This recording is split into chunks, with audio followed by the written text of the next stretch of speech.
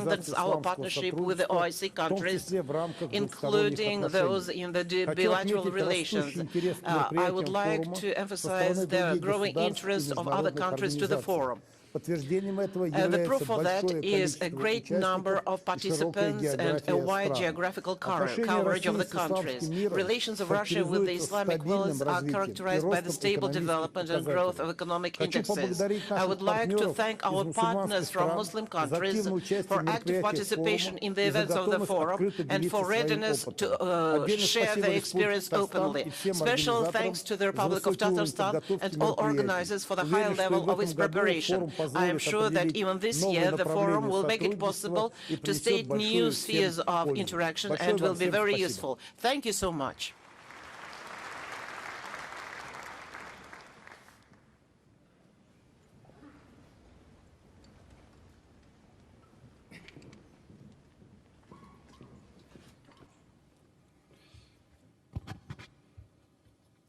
Thank you, Your Excellency, Mr. Khusnullin. Огромное спасибо, Ваше Превосходительство, Марат Khusnullin. А сейчас я передаю Excellency Gurbanguly Berdimuhamedov, National Leader of the Turkmen people and Chairman of the Halk Maslahati of Turkmenistan. Please.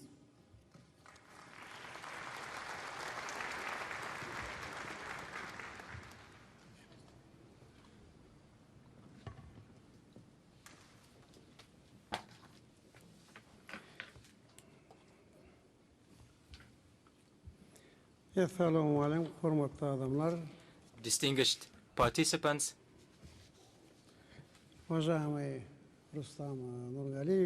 dear Rustam Nurgaliyevich, dear participants, ladies and gentlemen, first of all, allow me to warmly welcome all participants of the 16th International Economic Forum, Russia-Islamic World KazanForum, and to express my gratitude to the esteemed Rais of the Republic of Tatarstan, Rustam Nurgaliyevich Minnikhanov, for the invitation to take part and speak at this important event of international significance.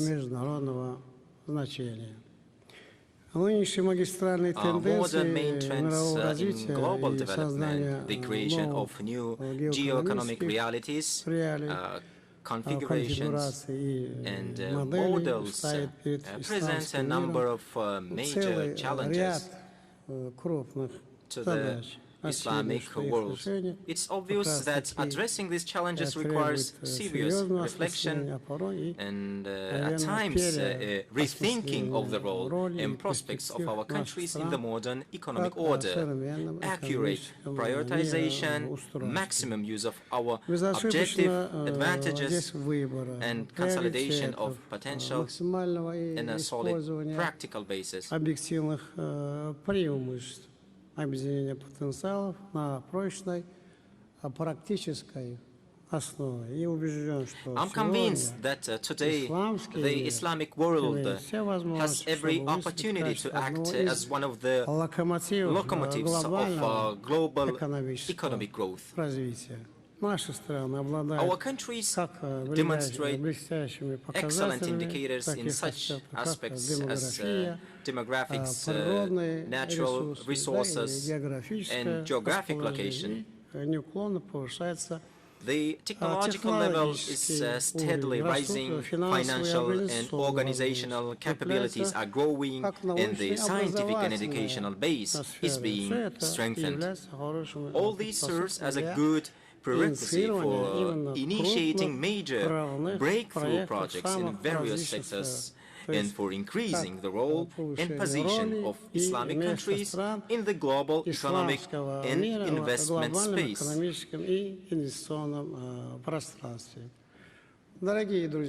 Dear participants, dear attendees of the conference, Turkmenistan's approach to international economic cooperation is based on prioritizing the energy, transport, logistics, and technology sectors. And In this context, I believe that Islamic countries are called upon to form a single energy, transport and technological belt of Eurasia, linking the continent from the Asia-Pacific region to the Middle East and European countries. If implemented, this partnership configuration will be able to ensure the shortest routes for the delivery of energy resources, goods, and services, thereby uniting vast spaces and powerful industrial and raw material centers. In strategic terms, such a belt will become a bridge of global interaction and, without a doubt, can positively influence trade and tariff policy and the overall atmosphere and health of the world economy. In this regard, Turkmenistan is actively promoting its strategy of revival of the Great Silk Road in practice. An important factor of such a constructive approach is our country's commitment to peace, social justice, and traditional values which serve as our moral core and support, including in economic and commercial matters. In this sense, I'm convinced that the Islamic world is called upon to present models of effective and attractive cooperation. Achieving these goals will require coordinated energy policy among Islamic countries, coordination in improving the efficiency and facilitation of international transit, and strengthening logistical connectivity. At the same time, it should be noted that Turkmenistan's position has always been based on equality and recognition of interests of all participants in global and regional processes. In particular, our country firmly opposes the politicization of cooperation, the one-sidedness of energy and transport flows, and insists on the need for their diversification and availability for broad international participation. In Turkmenistan's view, the key mission of the Islamic world lies in creating the most favorable conditions for joint activities aimed at progressive and sustainable economic development on global and continental scales. In this context, Turkmenistan proceeds from the possibilities of effective use of diplomacy by Islamic countries as a tool to achieve the effective use of diplomacy,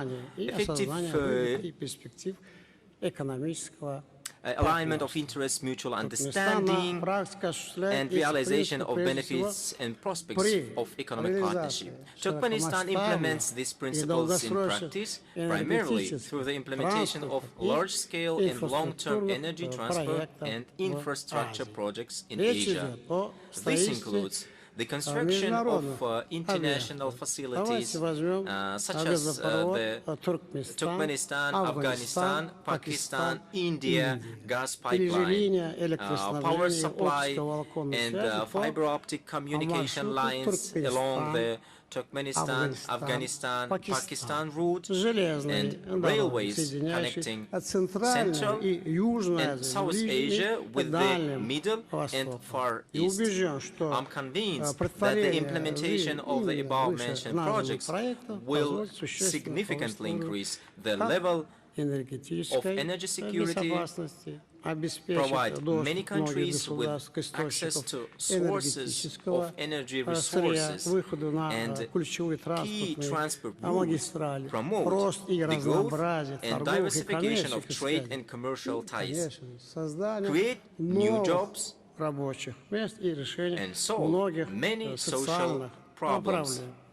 Ultimately, this will contribute to political stabilization, reduce risks and threats, and increase trust and predictability in interstate relations. Today, Turkmenistan is also actively working on the implementation of multimodal transit routes in Eurasia, passing through the territories of the Caspian and Black Sea basins, uniting European and the Asia-Pacific regions into a single transport system operating on coordinated principles and criteria. Such work requires a systematic approach to solving a set of organizational, legal, I would like to once again emphasize, organizational, legal, economic, financial, and technological issues. Of course, these efforts require serious political and diplomatic support, approval, and decision-making at the level of the United Nations Organization. And here, I'm confident the solidarity position of Islamic countries will be of great importance. In this regard, we propose that Islamic financial and economic institutions, investment funds, provide more effective support to international economic projects involving our countries, and also join the process of developing strategic decisions adopted at the level of the United Nations Organization and other reputable international structures. An essential aspect of our cooperation is ensuring food security. This task is especially relevant now against the backdrop of complex geopolitical and economic realities observed in a number of regions of the globe. As a member country of the Islamic Organization for Food Security, Turkmenistan advocates a coordinated policy in the protection of the interests of those Islamic countries that for various reasons face shortages of food and other essential goods. Our country implements these principles in practice. In particular, demonstrating solidarity with the Afghan people, Turkmenistan has for many years sent regular humanitarian convoys to the brotherly neighboring country with food, baby nutrition, warm clothing, medicines, and personal hygiene items. We will continue this mission in the future. Another key area of cooperation is technology.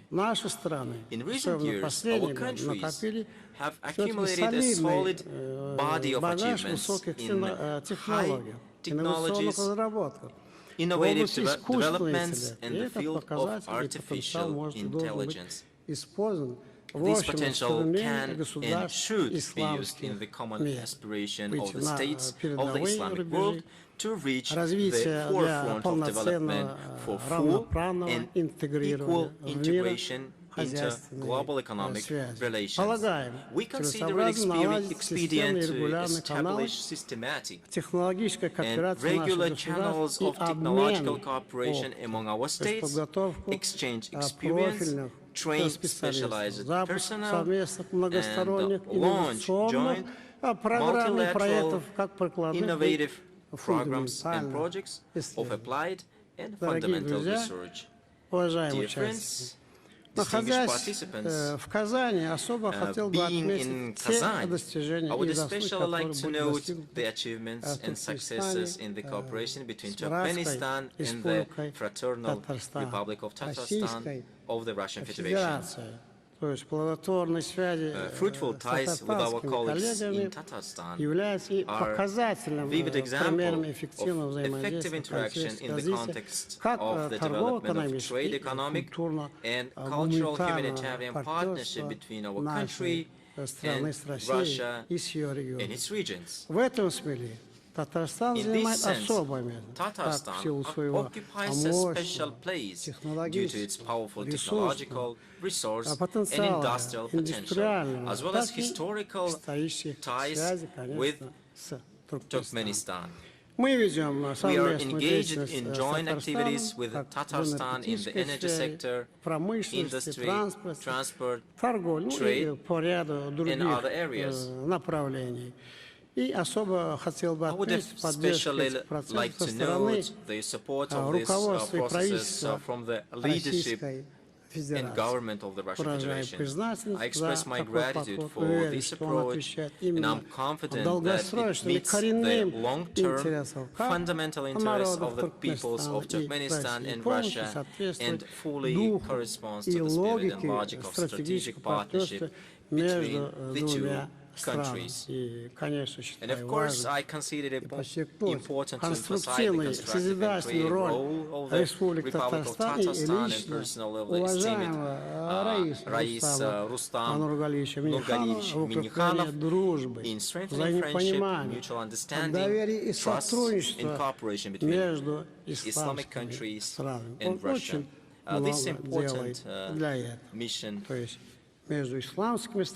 mission is doing a lot for strengthening the ties between Islamic countries and Russia, and this important mission has deservedly earned the Republic of Tatarstan and its leadership a well-respected reputation not only among Islamic states but throughout the world.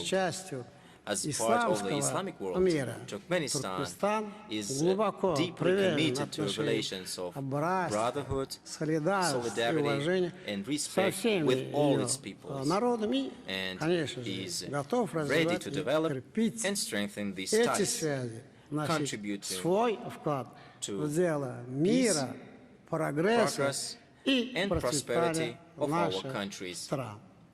I thank you for your attention.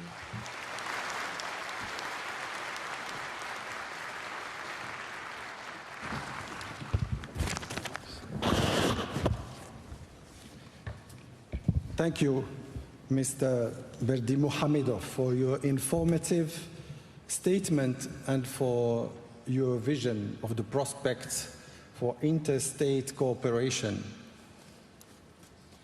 Continuing our discussion on global partnerships, I would like to turn to the representative of a country of which I have a particular interest, having lived there for a number of years and which I still consider as my second home, Malaysia.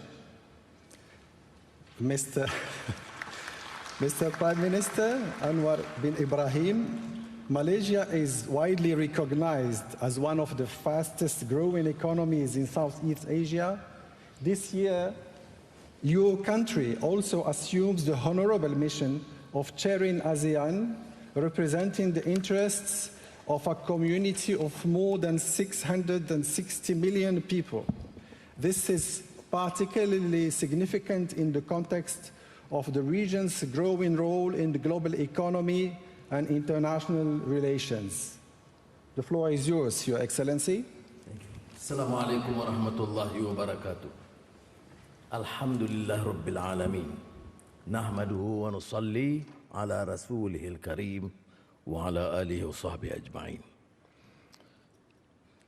Deputy Prime Minister Marat Khusnullin of the Russian Federation, respected leader of the Turkmen people, Gurbanguly Berdi Muhamedov, my dear brother Rais Rustam Minnikhanov, Excellencies, ladies and gentlemen. We are in the land of the Tatars. And who else can describe the strength, the brilliance, the energy to quote Leo Tolstoy in Haji Murat, first page.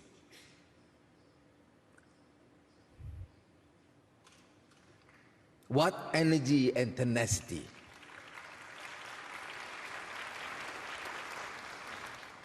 He compared the people and the resilience, the diligence, the toughness to a thistle plant. Sturdy, soiled with black mud, and yet cartwheel passed over the plant, yet the Tatars stood firm and did not surrender to man. I salute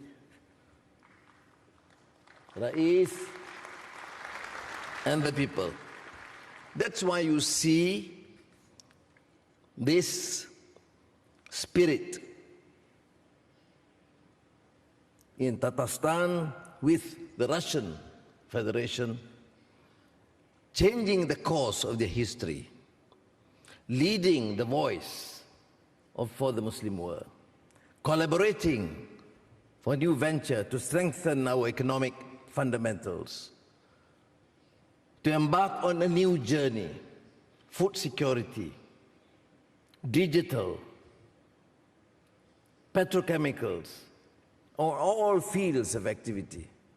I admire the tenacity and the dynamism as reflected by you, Rais, and the people of Tatarstan. May we learn from one another and build up from this strength.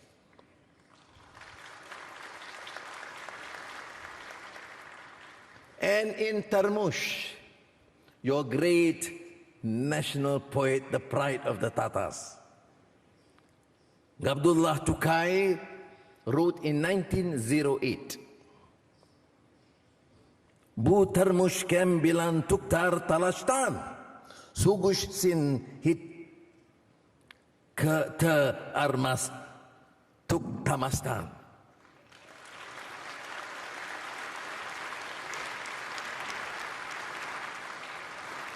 So of course, I am excited to be here.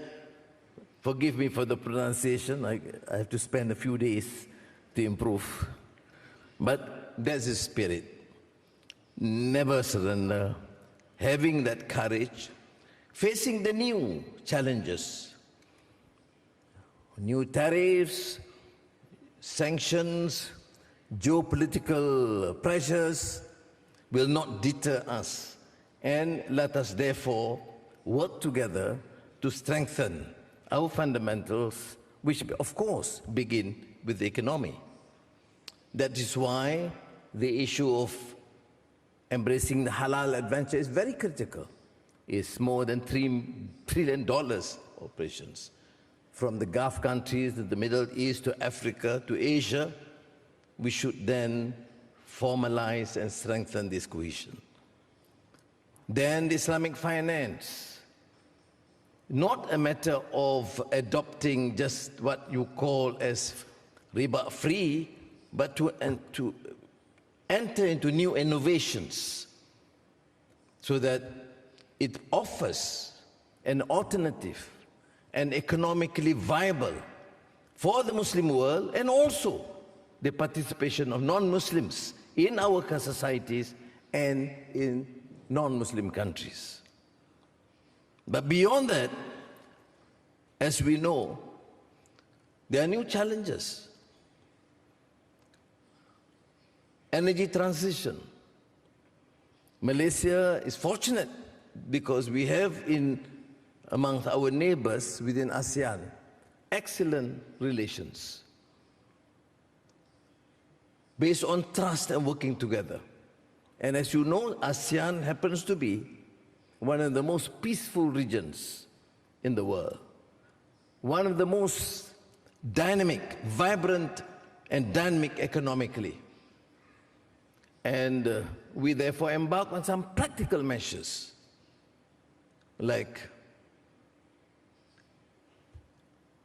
the ASEAN power grid, crossing from Vietnam into Laos, Cambodia, Thailand, Malaysia, Singapore, and from Sarawak, Sabah, Indonesia to the Philippines.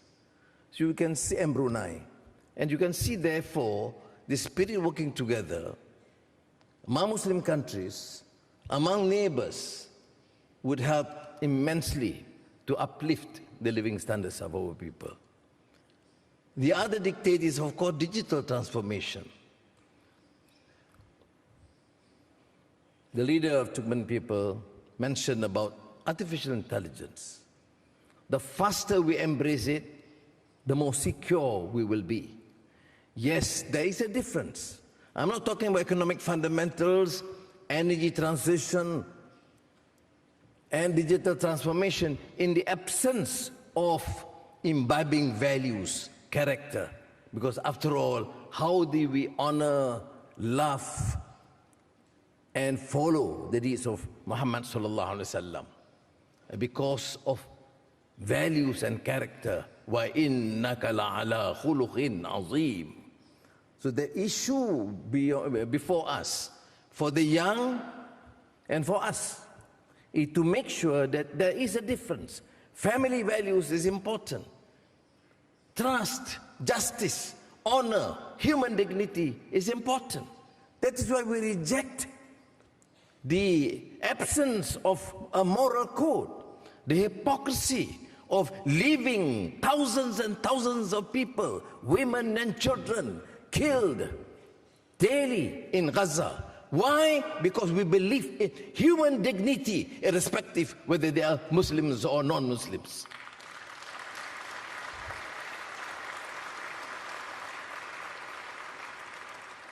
So, Excellencies, ladies and gentlemen, although we do emphasize on the issue of collaboration among Muslim countries, which we have talked for decades, but rather slow in executing the plan. But thank you again, the Republic of Tatarstan, for taking the initiative. And I am personally impressed because while meeting President Vladimir Putin, here comes a president who mentioned repeatedly the need to support this forum, the need to ensure that this forum is more pragmatic, meaningful, to strengthen the force among Muslim countries. So thank you, Rais, and convey my respects to the President for the support he has given.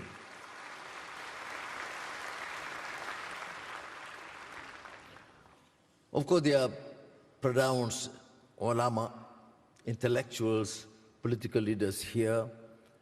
We have deliberated these issues a number of times, and I have suggested in the strategic meeting this morning that for the youth, we should follow up, let our young boys and girls reflect upon what we have discussed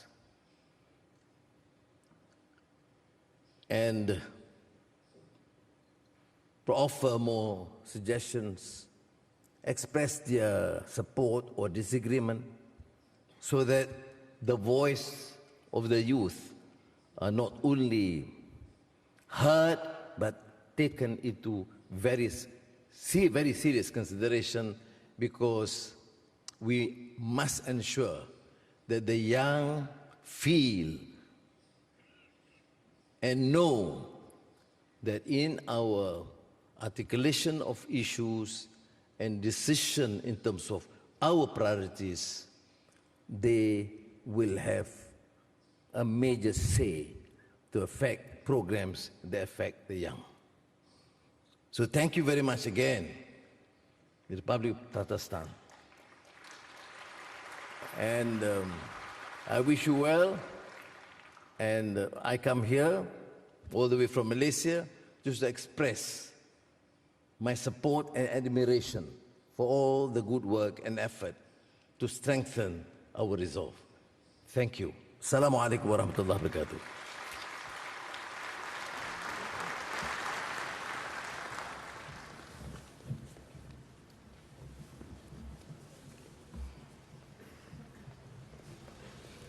Thank you, Your Excellency, for the insightful presentation and the thought-provoking speech on digital development, Islamic values, digital development in Malaysia and ASEAN, moving from the global context to the regional experience of digital transformation, and stressing and enhancing on the values that are driving this transformation.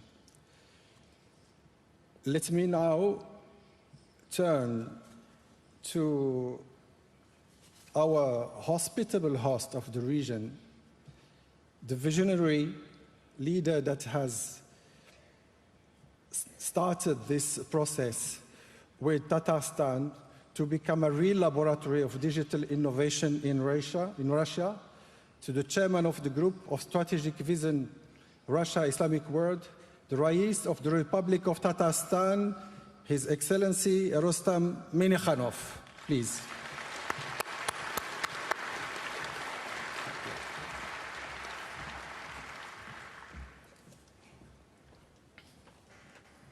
Bismillahirrahmanirrahim. Assalamu алейкум ва рахматуллахи ва баракатух. Уважаемые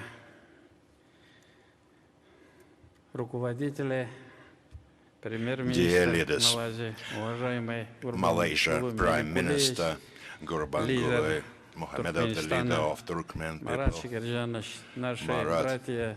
из Азербайджана, из our brothers from Azerbaijan, Узбекистана, from уважаемые Uzbekistan, дамы и dear господа, ladies and представители gentlemen, dear зарубежных делегаций, of international российские наши delegations. коллеги. Our Russian Искренне рад colleagues, приветствовать I am вас very на happy to 16-м welcome all международном of you экономическом at the форуме 60th Российский-Исламский мир, International Казань-форум. Forum, Russia-Islamic World Глубоко KazanForum.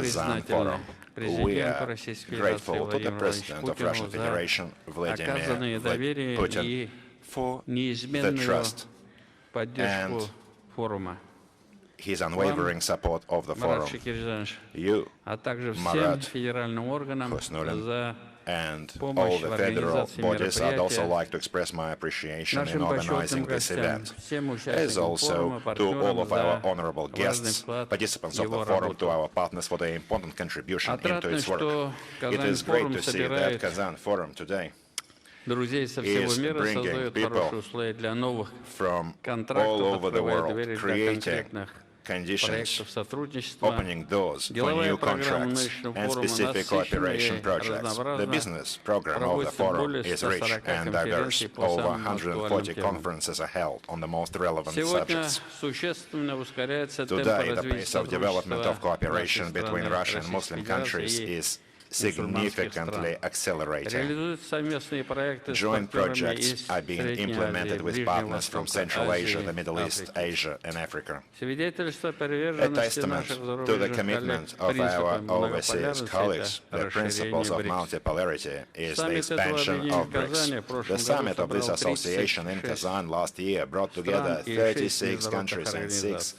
international Из них 16 organizations. это Of this, 16 исламские государства. are Islamic states. Хорошим примером планомерной работы России с мусульманскими Of Russia's государствами systemic work with Muslim вот states уже много for лет many является years наша республика is Татарстан. our republic, И, Tatarstan. конечно же, огромная And certainly, поддержка. Казань в Great support. 2022 году Kazan была признана 2022 молодежной was столицей recognized as the youth исламского мира. capital of the Islamic А вот world. следующий год, он очень And важен. the following year Казань станет is especially important.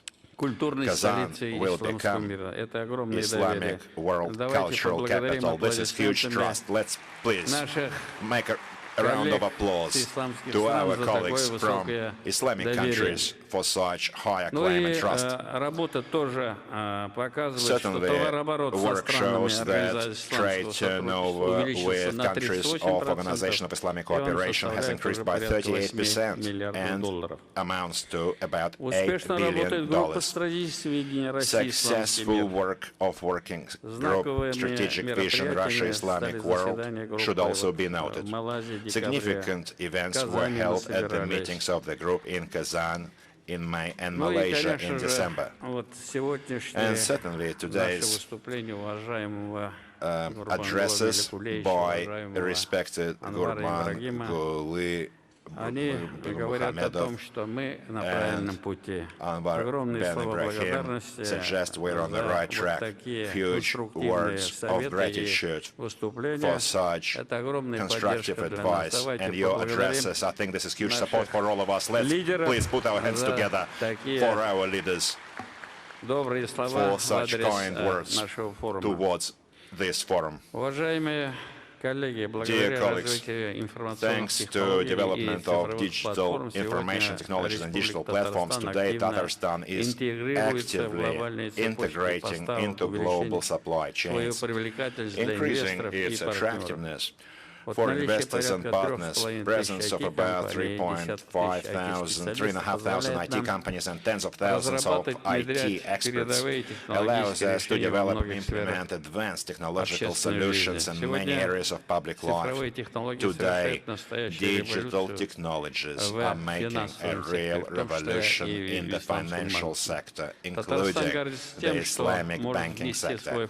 Tatarstan is proud to be able to contribute to this global transformation. I would like to draw your attention to our experience in attracting investments in the IT sector and implementation of digital solutions in urban and public administration, also digital. It is also important to take into account cultural, religious traits and adapt them into digital technologies.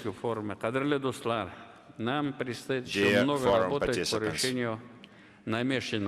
distinguished guests, we have a lot more work to do to solve the intended goals. In completion, I would like to thank you all for your attention to our country, the Russian Federation, to our republic, and also for your active participation in KazanForum. On our behalf, we will endeavor to do everything so that our work is useful and also interesting. I'd like to wish all of you health, welfare, and also implementation of all the goals set, and bright impressions from your visit to our republic. Many thanks.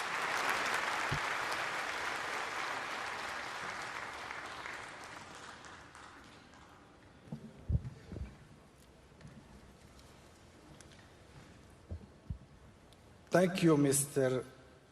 Minnikhanov, Спасибо, господин Минникhanов, за яркий пример того, каким образом регион может стать драйвером изменений, а также гостеприимства, такой как Республика Татарстан, который еще раз показал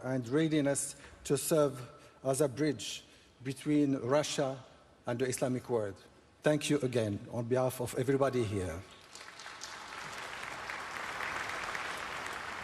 And with this, we thank all the speakers that joined us for this opening, and we will start our second part of the session with a short video that will go on, and I would like, yes, please.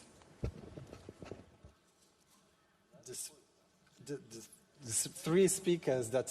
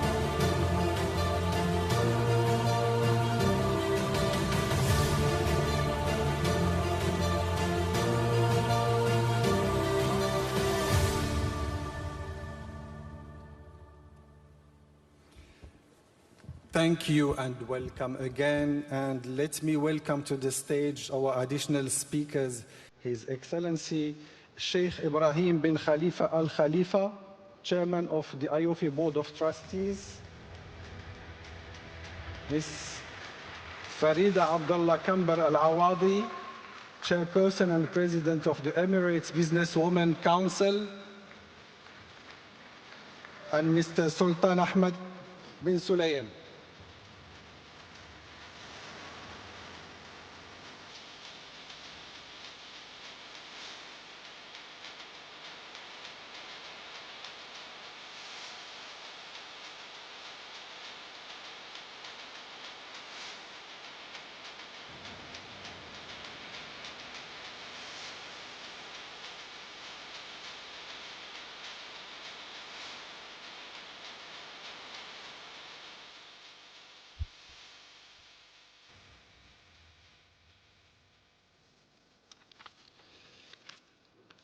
Thank you. And we are joined as well with Mr. Marat Khusnullin from the beginning, Mr. Shahin Abdullah Oglu Mustafayev, Deputy Prime Minister of Azerbaijan, and Mr. Jamshed Khojayev, Deputy Prime Minister of the Republic of Uzbekistan. Thank you for joining us, Your Excellencies. Please welcome, please.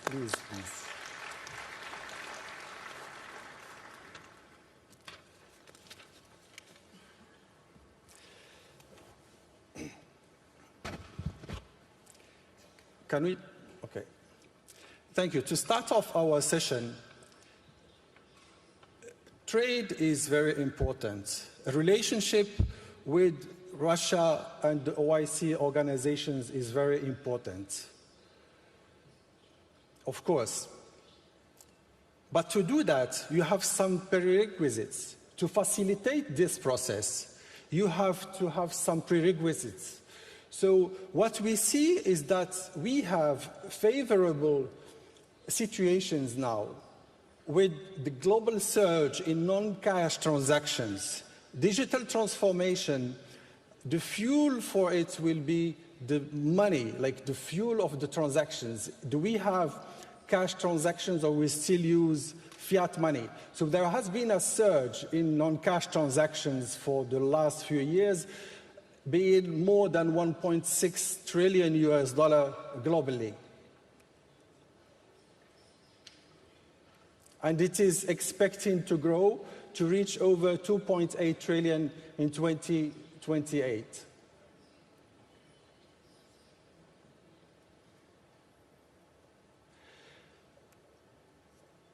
With this, the global trade as well have been expanding, and as we said just before on the opening session, trade between Russia and the OIC countries has surged from 40 billion by the start of this forum to over 140 billion in the last year. Do you have a guess where that it will be by 2030, for example? It's a question we will perhaps discuss with our panel later on. Opportunities, of course, are here, but you have to have the right infrastructure to facilitate this process.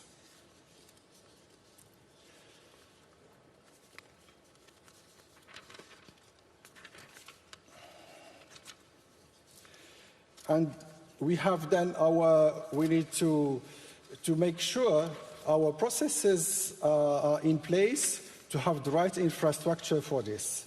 So we'll start our panel discussion right now. Just give me 1 second.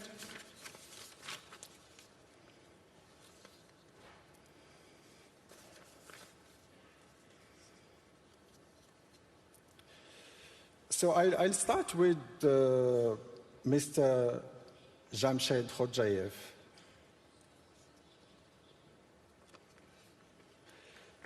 Uzbekistan, thank you for this. Uzbekistan is pursuing an active policy of digital transformation in various sectors of the economy. Please tell us about the key achievements of the Republic in the field of digitalization and which joint projects in the field of digital technologies become the basis for expanding mutually beneficial cooperation with Russia and OIC countries.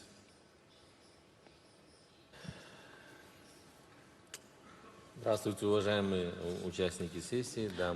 afternoon, dear participants of the session, ladies and gentlemen, dear colleagues, Mr. Moderator. In fact, lately, the Republic of Uzbekistan continuously implements large-scale reforms in digitalization, covering all key branches of the economy. These measures are aimed at increasing competitiveness of our country and establishment of a reliable platform for international technological cooperation. Today, we have certain results. For example,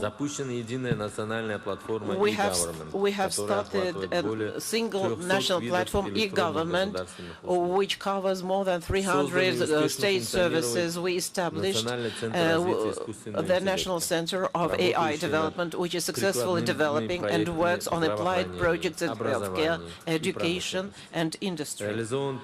We have implemented the project of Digital Valley in Tashkent, the technical park, which has attracted more than 200 residents, including international IT companies. In the agribusiness, we have implemented the smart agriculture elements and the system of management of water resources using the satellite data and IT technologies.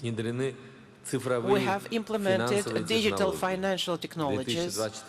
In 2024, the share of non-cash transactions was 80% of all transactions in retail sales. Lately, in the last 7 years, in the development of IT park, the number of residential companies increased by 18 times, having exceeded 2,600 enterprises, which employ more than 40,000 qualified specialists. The amount of IT services export increased several times in the last 5 years, and by the results of last year, made nearly $1 billion. I think that it is in these spheres that there are broad opportunities for implementation of joint projects with the Russian Federation and the OIC countries. In particular, we invite to joint work in the development of digital infrastructure, in establishment of joint IT hubs, in implementation of projects in AI, cybersecurity, and the development of platform of the Digital Silk Way aimed at the integration of e-trade platforms between our countries. Our governments gives special attention to the development of the IT industry. In our IT park, we create favorable conditions, support startups, as well as give preferences for the IT enterprises. Uzbekistan is open for deepening the technological partnership, for implementation of joint research work, as well as exchange of experience in shaping the single digital environment. Thank you very much for your attention. Thank you, Mr. Khudjayev. Let me now move to Mr. Marat Khusnullin, Deputy Prime Minister of the Russian Federation.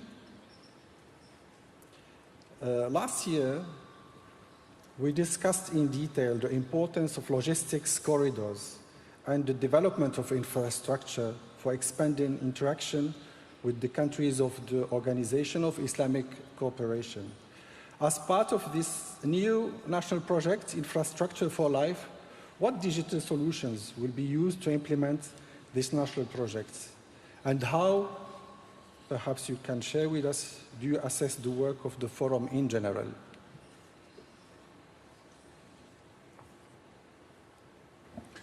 Спасибо за вопрос. Россия активно внедряет сегодня информационные технологии во всех сферах деятельности. В прошлом году по поручению президента мы утвердили ряд национальных проектов, в которых определили перспективу развития страны на 6 лет и до 30 года в перспективе до 36 года. going to the 2036. As far as the infrastructure for life is considered, it is a national project which united all which is related with the life of a person, where he lives, where he goes, where he has his rest, how he moves. We united everything into one project. And of course, for implementation of this project, we clearly understand that we lack human capital, we need certain limitations because of such pressure. In fact, all information resources and international programs were stopped, their operation in Russian Federation, but despite this, we developed our own software. Every year we can see the growth of the IT infrastructure from 15 to 20% annual growth of the infrastructure. And if we speak about infrastructure for life, we tried to gather all infrastructural projects into one project. And the same we did with information resources. We also united them into one project. We set forth a task to build more than 1 billion of square meters of accommodation by 2030, and more than 700,000 will be a residential housing. Of course, we need to increase the working capacity, we should implement information technologies, and we decided to go blockwise. For example, today we have a completely information control system on all developers.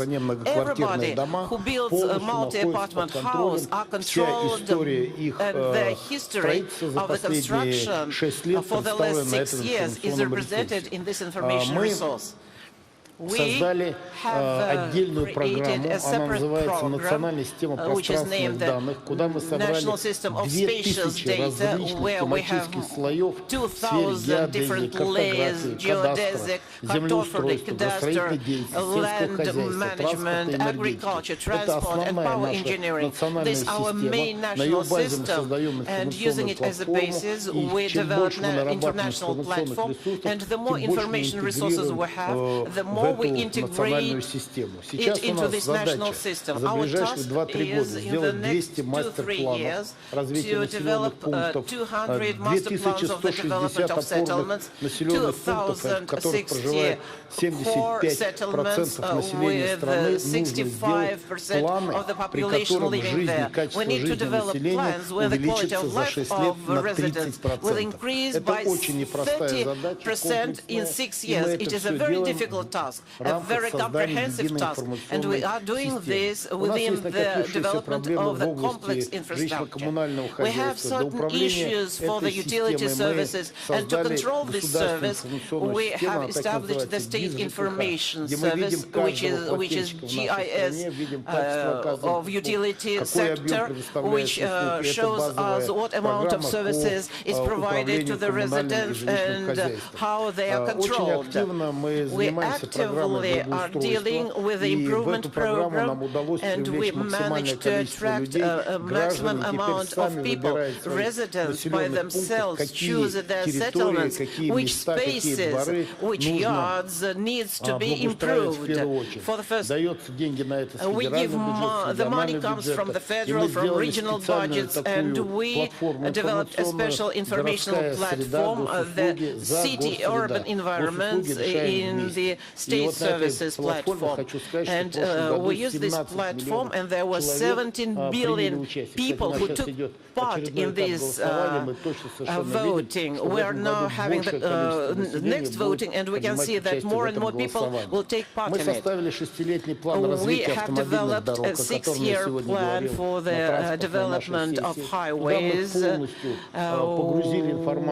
where we used the complete information: what is going to be built, what is going to be reconstructed, how all the plans will be interrelated concerning the international transport corridors, the development of regional highways, municipal roads, and what section of road, when and how will be repaired or constructed. And now we are just discussing this with our regions and Ministry of Transport, and have signed all necessary documents. And we developed a special information product for that. And our next work is decrease of construction cycle and investment cycle, and we set forth a task that any facility, except for the complex one and unique ones, took no more than 1,000 days, and to manage to do this in 1,000 days, starting from an idea, because we have to have the city building, the land ownership and so on, the engineering network, and we are doing this work on the basis of the information resource, and various regions took active work in this platform.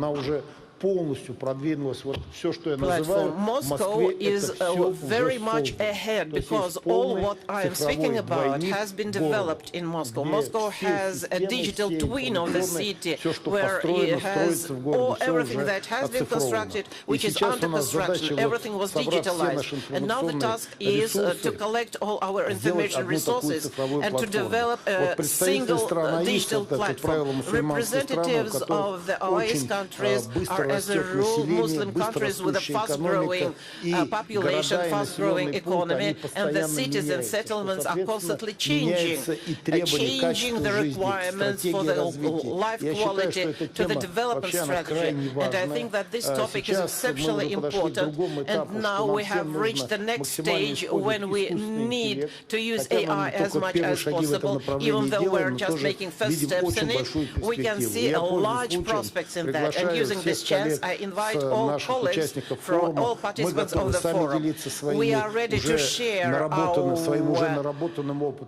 experience, and if anyone has experience in the spheres I named, we're happy to cooperate, to borrow, to buy, to implement joint projects, which will give big result for the development of our countries, our regions, and the most important, that life of our people will become better from implementation of such projects. Thank you very much for your attention. We are ready for cooperation. Thank you, Mr. Khusnullin. Indeed, digitalization opened up fundamentally new forms of cooperation, and I'm sure that there are tremendous opportunities with the cutting-edge level of development of technology and innovations within the Russian Federation, and the huge market opportunity of economy and youth population in the OIC countries.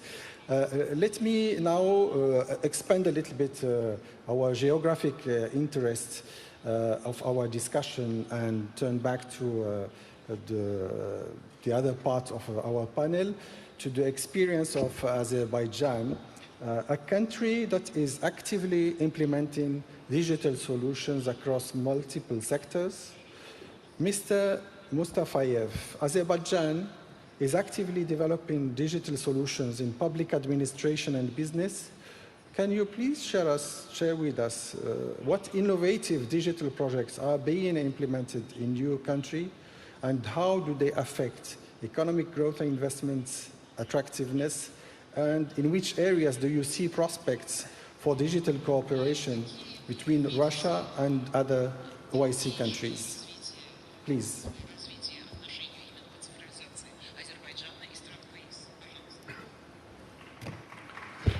Thank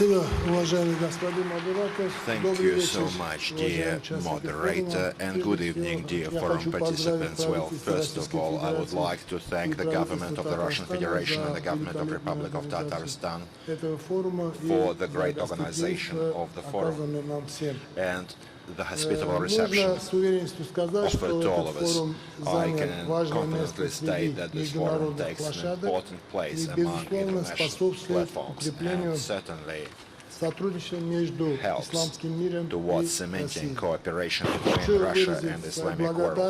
I would like to express gratitude to the hospitable owners of the forum for the invitation and say that Azerbaijan is taking part proudly in its work. Digitalization is one of the key sectors of Uzbekistan policy in improving the quality of life of the people. And certainly one of state priorities, the basis of the policy, is the concept of digital development of the Republic of Azerbaijan, which was approved by presidential decree. The key goals are improving the well-being of the citizens, creating advantageous business climate and flexible state administration. MyGov platform was created in Azerbaijan. It provides for state services, government services to the citizens. All of the services are digitalized. It should be noted that according to the one-stop shop window principles, with this MyGov platform provides for a full range of services. Future expansion and scaling of the platform will see connection of new services, which are already functioning on specialized digital platforms. Electronic social system, single social register, which provides for citizens access to different social services, including pensions, disability payments, benefits, and also enables quality certificates. Electronic notary services unites the whole country's services for notarizations. E-Customs is an electronic customs system providing for online declaration of products. Freight, processing, electronic procedures.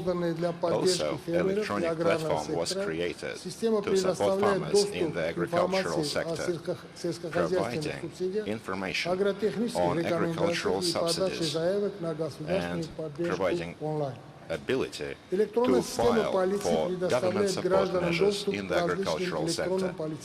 MyGov also provides for various electronic police services. All the contracts are fully digitalized with e-signatures. The procedure for creating registration of companies is also being digitalized. I should also note a very important factor of development.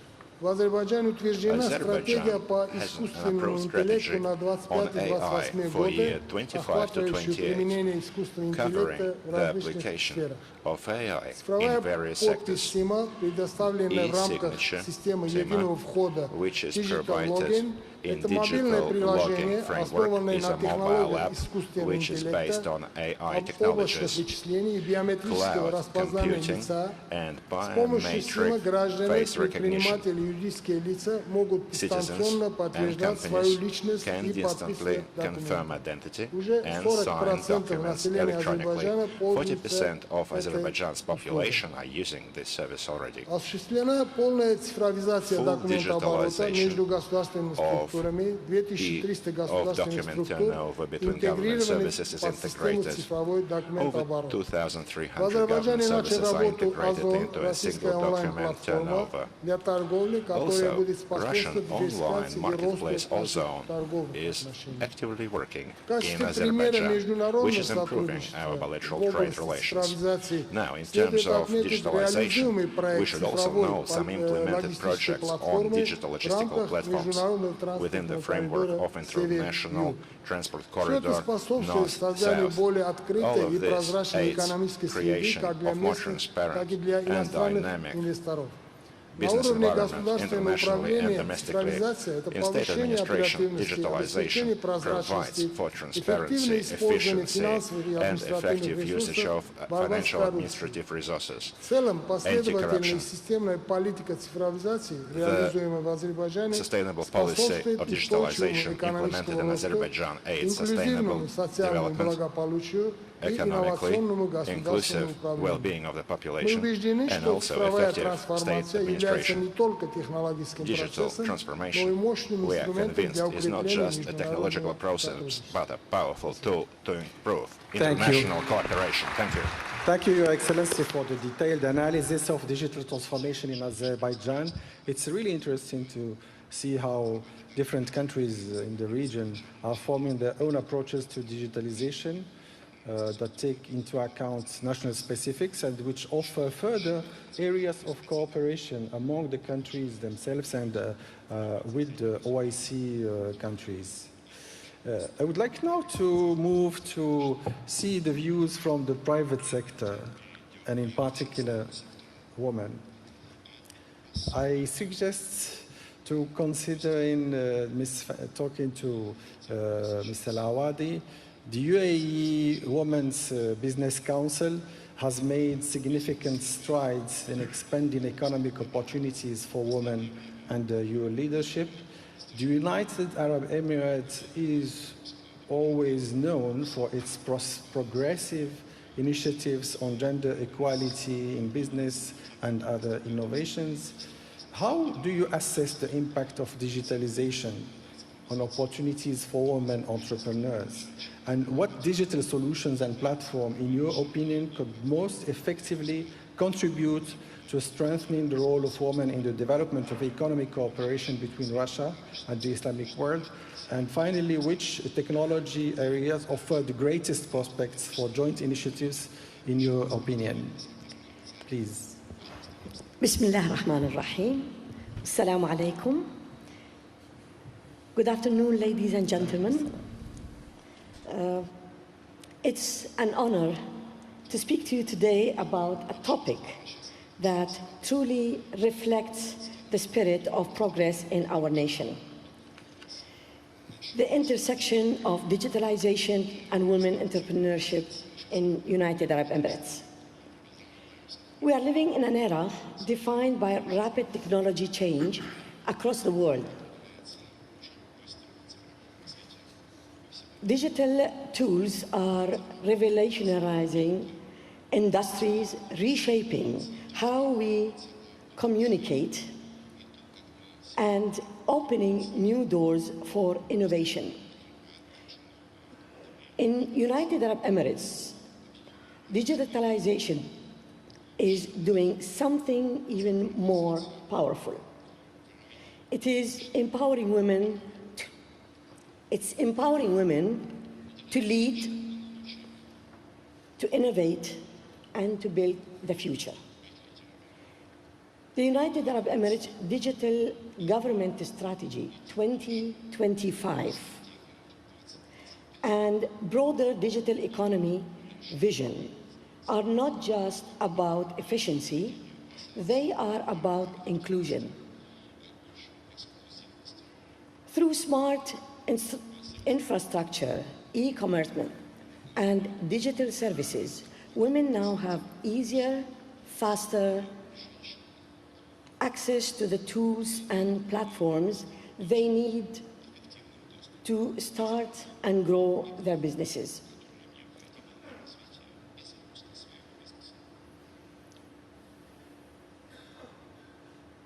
From e-commerce to fintech, from digital marketing to AI-driven startups, Emirati and resident women are entering high-growth, technology-enabled sectors like never before. The digital space that has leveled the playing field for female in the world of men's that was occupied by men mainly. It has reduced the need for large physical investment, minimized barriers to market entry, market entry, and allowed flexible, scalable business models. Initiatives like She Trade, Women in Tech UAE, and government-supported escalators are helping women harness digital tools to scale their venture and to grow their business activities. In fact, women now own over 50% of SMEs in the United Arab Emirates. And many of these are digitally driven. This isn't just impressive, it's transformational. It's also not just about infrastructure, it's about building talent and confidence. The United Arab Emirates is actively investing in digital literacy, coding programs like 1 million Arab coders, and AI training designed specifically for women in the field. These initiatives are ensuring that women are not just consumers of technology, they are creators, inventors, and leaders in this digital era. Digitalization also enables women to connect with global market, with mentors, with funding, and with each other. Social medias, online platforms, and digital marketplaces are providing women empowerment in United Arab Emirates with unprecedented reach and visibility, both locally and internationally. In short, digitalization no longer is a choice, it is a catalyst.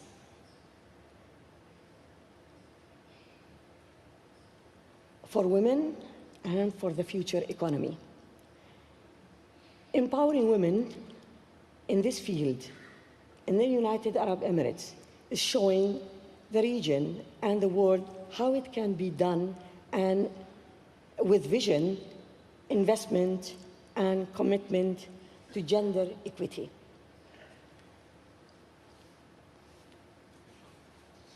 Let us continue to support our women, entrepreneurs, and women in everywhere by providing with access to technology, training, and capital, because when women thrive in the digital economy, everyone will benefit.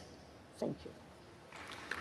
Thank you so much. Shukran, Salawadi. Thank you for the insightful observations on the transformative role of digital technology in empowering women in business.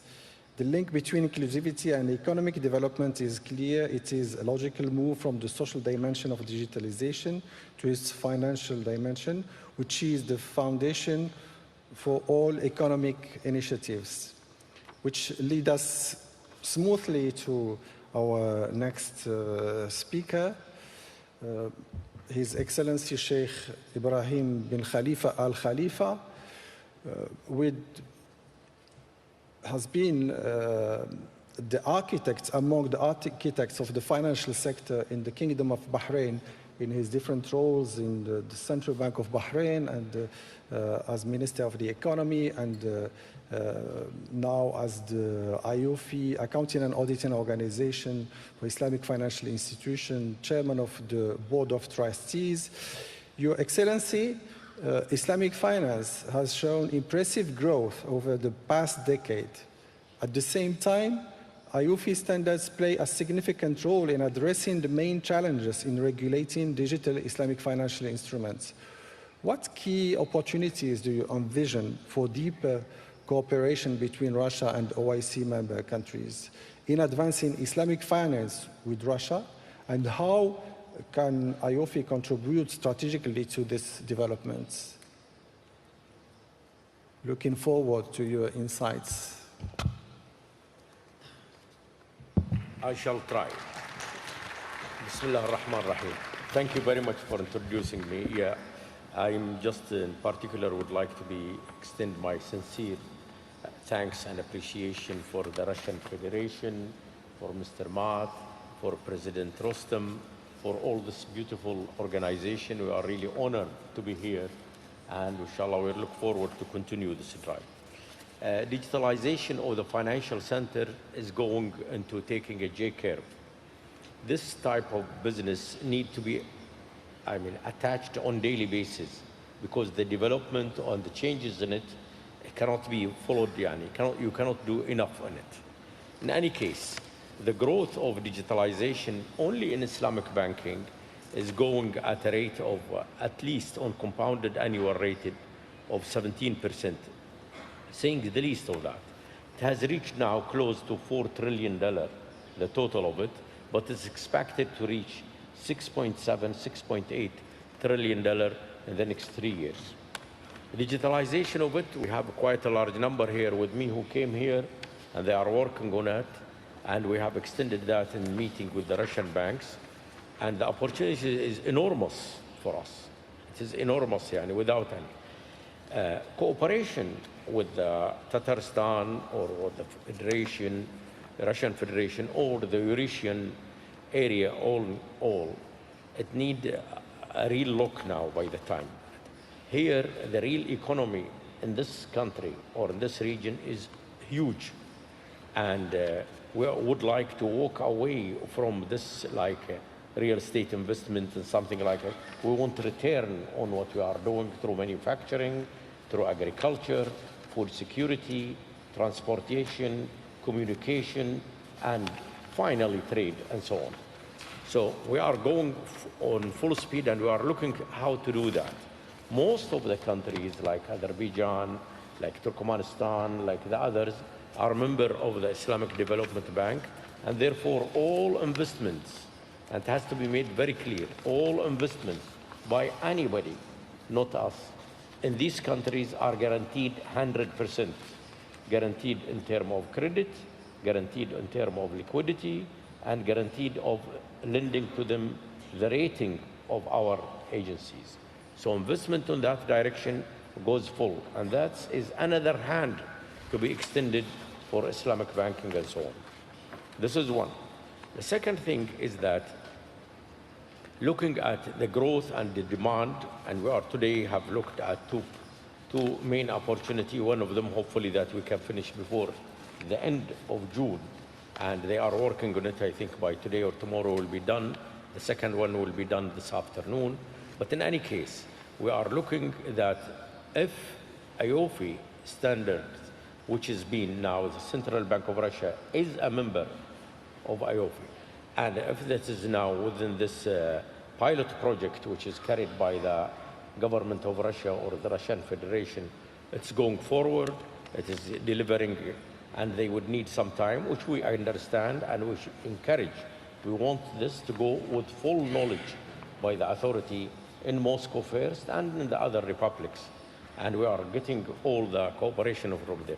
But that, by standardizing all of that, we get integrity, Sharia integrity, consumer protection, and product transparency, which is very essential for moving forward the business.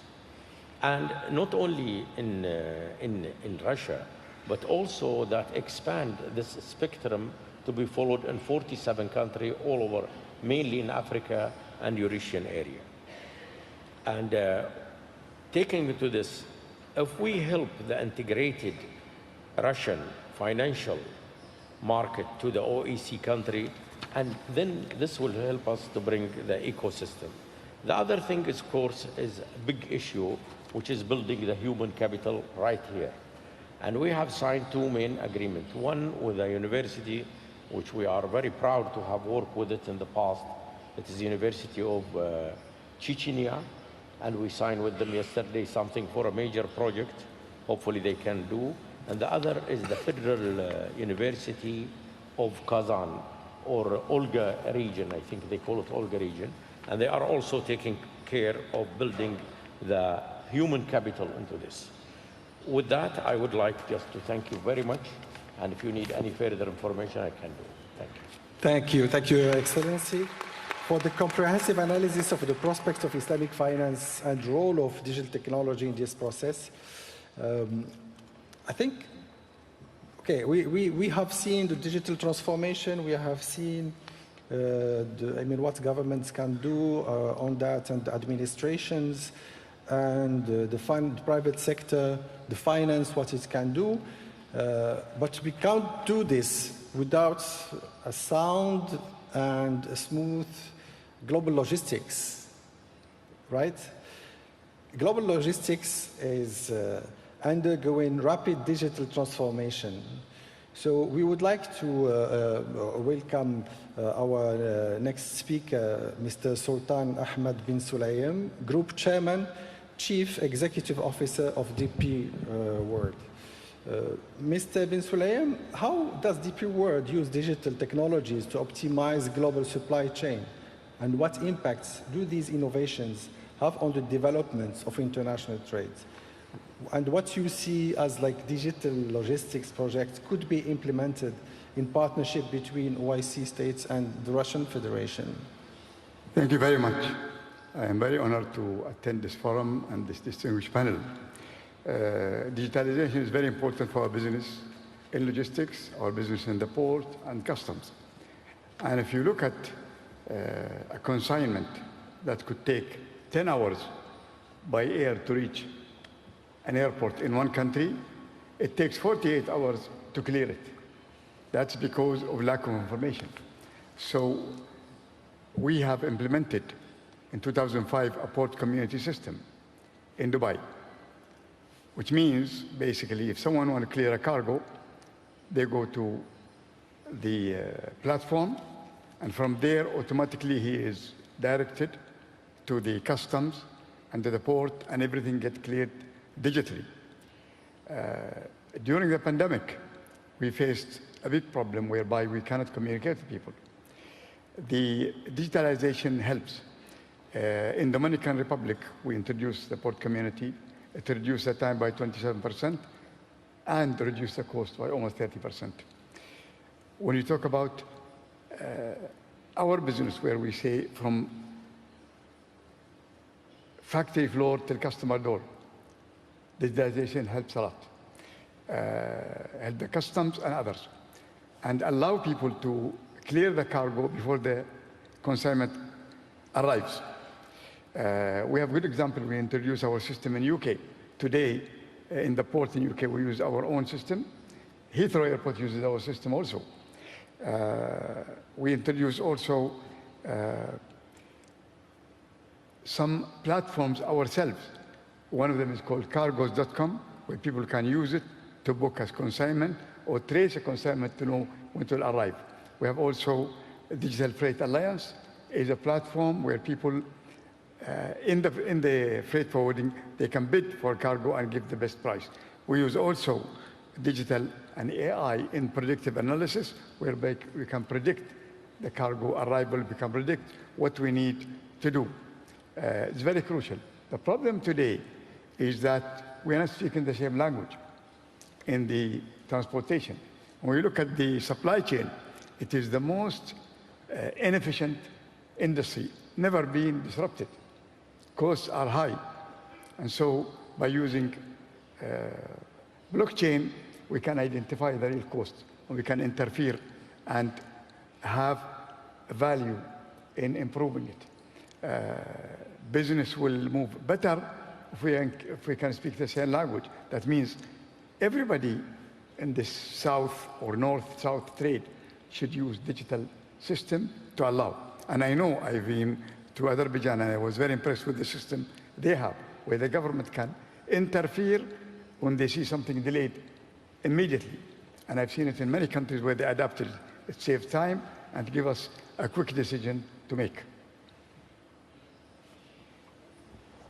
Thank you. Thank you so much for the insights. I think we don't have much time, but before concluding, I would like to give the opportunity to each of our speakers, maybe a 20-second closing statement, for which I would like to think and respond to one question. What would be the #1 wish that you would have to reach for this trade between OIC countries and Russian Federation, the 1 trillion mark? Maybe we start with Mr. Shaheen Abdullah Mustafayev, Deputy Prime Minister of Azerbaijan, from that side. In 20 seconds, share with us your #1.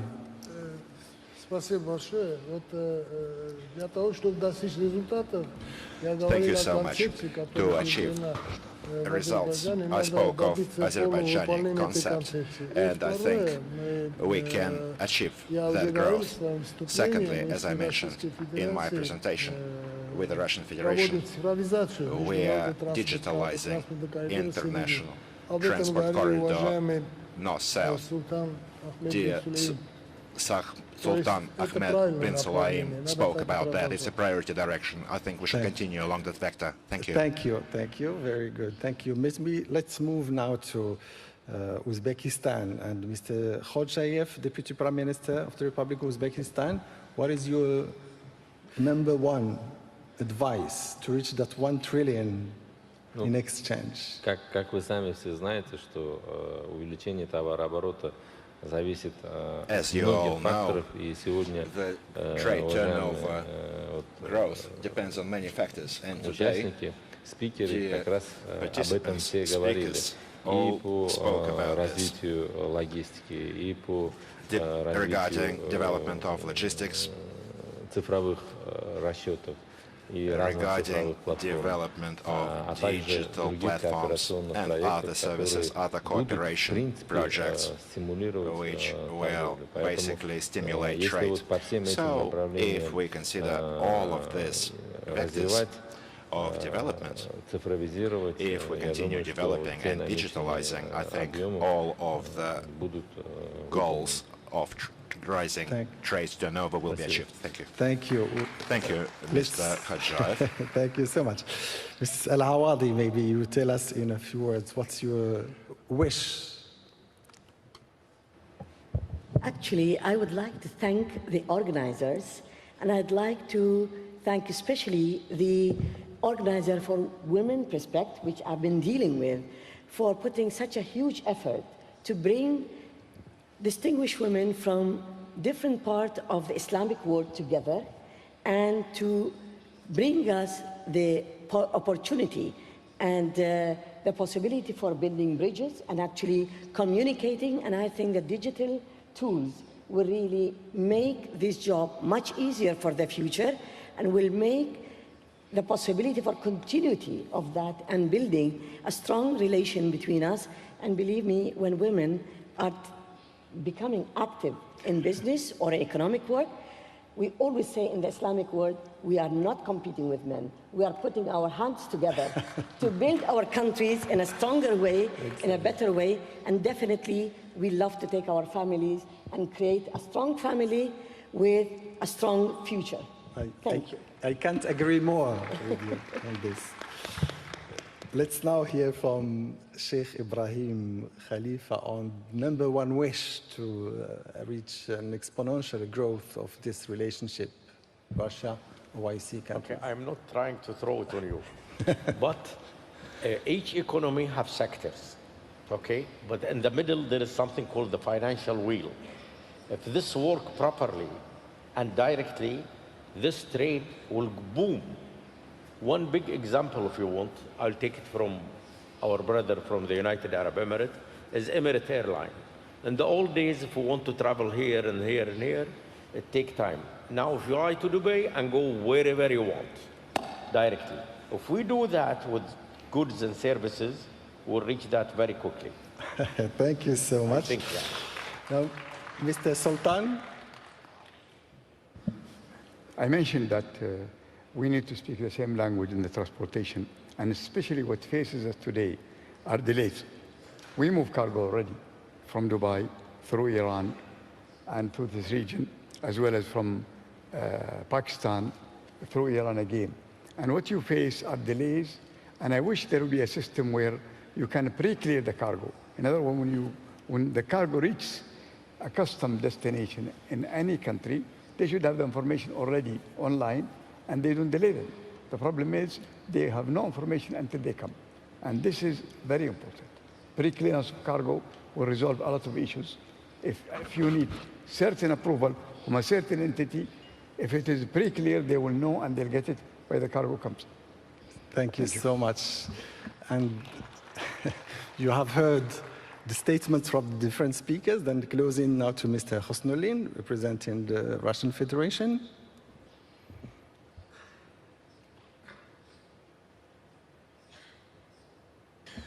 Вы знаете, у нас на форум приехало такое большое количество участников.